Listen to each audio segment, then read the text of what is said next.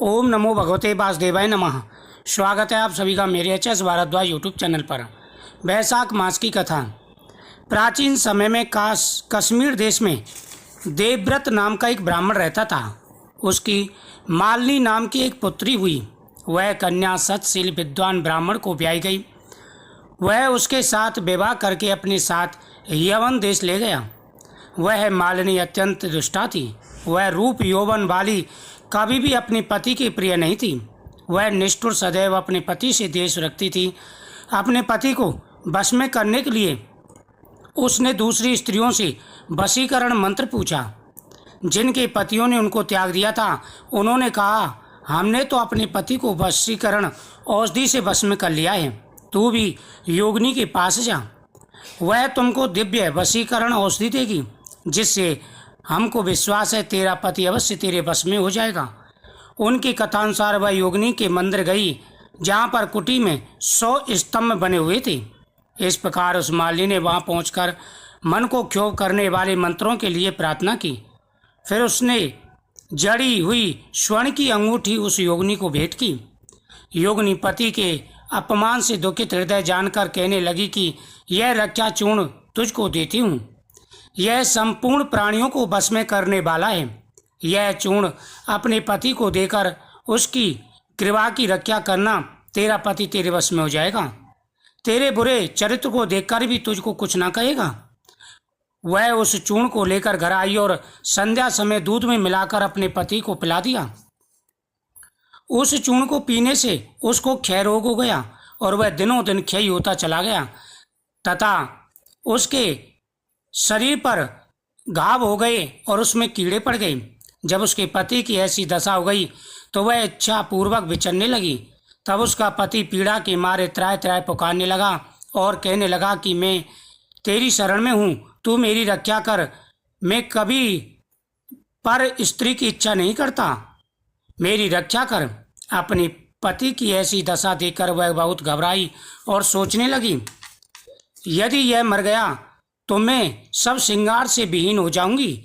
ऐसा सोचकर वह फिर योनियों के पास गई और उससे सब वृतांत कहा। तब उसने पहली औषधि का दाह शांत करने के लिए दूसरी औषधि दी और पान करते उसका पति स्वस्थ हो गया। तब से उसका पति घर में ही रहता और उसके वशीभूत हो गया। घर के काम के बहाने और कई व्यभिचारी तथा कामी उसके घर आते रहते, परंतु उसको अपनी स्त्री के आगे कुछ भी कहने की शक्ति नहीं थी। इसी पाप के कारण उसके शरीर में कीड़े पड़ गए और उस मालिनी के कान, आंख और जिह्वा में छेद हो गए। उसके स्तन कट गए, उंगलियां गलने लगी, पैरों से लूली हो गई और ऐसे कष्ट भोगकर वह कुछ दिनों पश्चात दुखी होकर मर गई। 15,000 वर्ष वह ताम्र भांड नरक में पकाई गई। फिर 100 जन्म तक कुत्ती की योनि में पड़ी। देवयोग से जब कर्म फल पूरा हो गया तो वैशाख मास में संक्रांति में शुक्ल पक्ष की द्वादशी के दिन पद्म बंधु का पुत्र नदी में स्नान कर पवित्रों गीले वस्त्रों से ही घर आया। वहाँ पर तुलसी वृक्ष के पास उसने पैर धोए। उसी स्तंभ के नीचे वह कुतिया सो रही थी।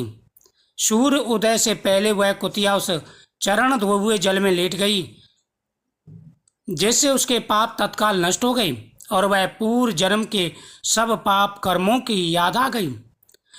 अपने पिछले जन्मों के पाप कर्मों को याद कर व्याकुल होकर त्राय त्राय पुकारने लगी और भय से व्याकुल हो अपने पूर्व कर्मों का वर्णन कर उस मुनि से कहने लगी कि हे मुनि, वैशाख शुक्ल पक्ष के में जो तुमने पुण्य कमाया है, वह द्वादशी का दिन स्नान आदि दान आदि का जो सुकृत आपने किया है, वह मुझे दे दो। इस सुकृत से मेरी मुक्ति हो जाएगी। इस तिथि को आपने जो महापुण्य किया है, वह मुझे देकर मेरा उद्धार करो। मैं अत्यंत दीन हूँ, मेरी रक्षा करो। हे द्विजवर, मैं आपको नमस्कार करती हूँ। ऐसे वचन सुनकर वह मुनिपुत्र कुतिया से बोला कि अपने किए हुए अच्छे और बुरे कर्मों का फल मनुष्य दुख और सुख के रूप में भोगता है।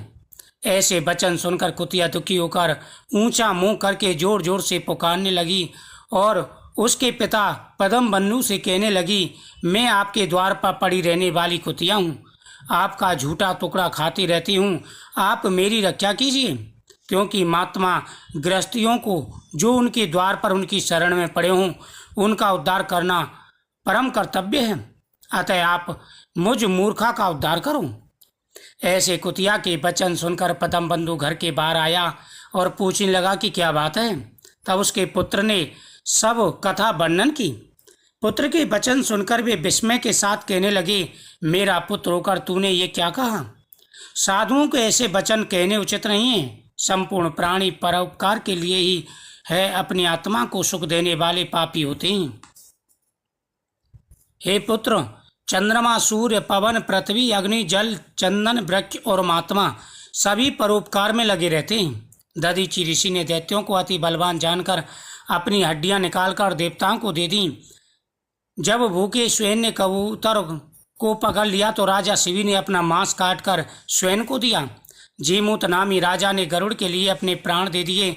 इसलिए विद्वान ब्राह्मण को तो सब पर ही दया करनी चाहिए। जैसे कीचड़ में फंसी हुई गौ बाहर निकलती है, उसी प्रकार मैं भी बार बार प्रार्थना करती हुई इस कुतिया के दुख को अपने पुण्य के प्रभाव से अवश्य दूर करूँगा। इसी प्रकार अपने पुत्र को समझाकर कुतिया से कहने लगा कि मैं तेरे निमित्त प्रतिज्ञा करता हूँ कि तू मेरे द्वादशी के पुण्य से पापों से छूटकर विष्णु लोक को चली जा।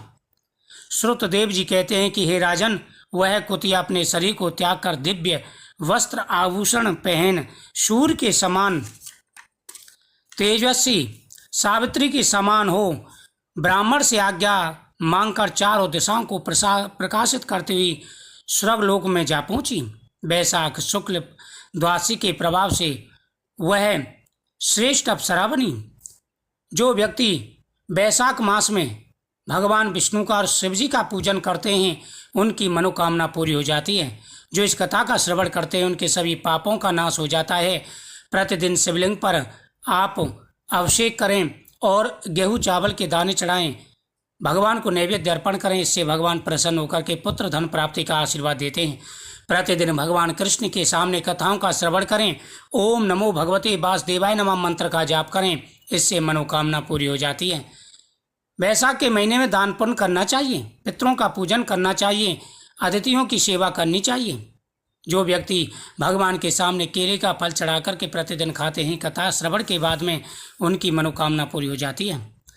वैशाख के महीने में दीपदान, अन्नदान और जलदान, ये 3 दान सबसे बड़े हैं। जो व्यक्ति ये 3 दान करता है उन्हें कभी कष्ट नहीं होता। उनके जीवन में आ रहे सारे कष्ट और परेशानियां दूर हो जाते हैं। वीडियो को ज़्यादा से ज़्यादा शेयर करें, चैनल को सब्सक्राइब करें, कमेंट में ओम नमो भगवते वासुदेवाय नमः जरूर लिखें। महाकाल भोलेनाथ प्रसन्न होकर के मनवांछित फल प्रदान करेंगे। भगवान विष्णु का आशीर्वाद प्राप्त होगा। जय श्री कृष्ण।